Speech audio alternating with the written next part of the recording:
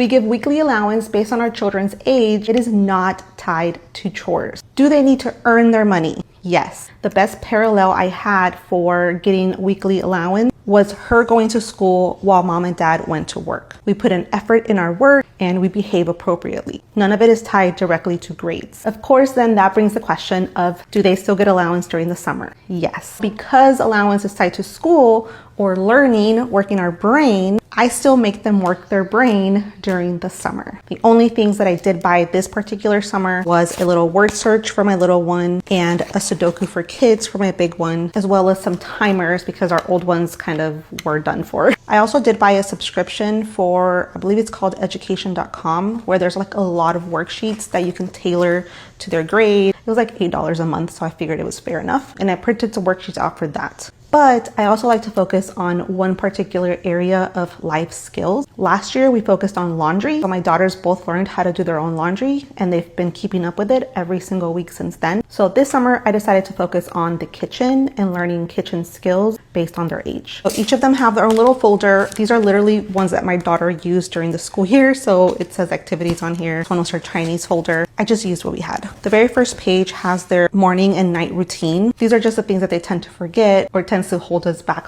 most mornings and nights. They have to check these off every morning and then every night.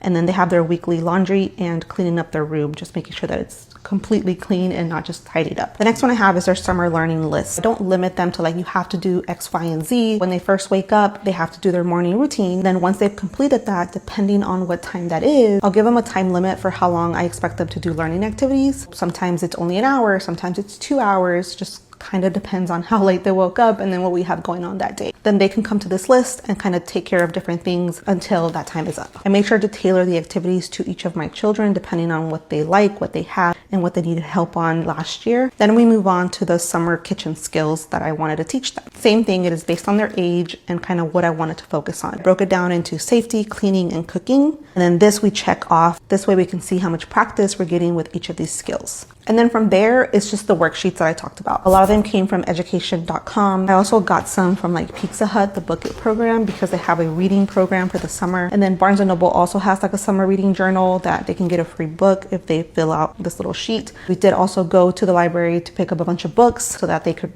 have for reading. So they do have work to do during the summer. I made sure that they knew that because they're still working their brains by doing these learning activities, that is why I'm still giving them allowance like if they were going to school. So I hope that answers the question about paying them allowance during the summer. Take what you like, leave what you don't.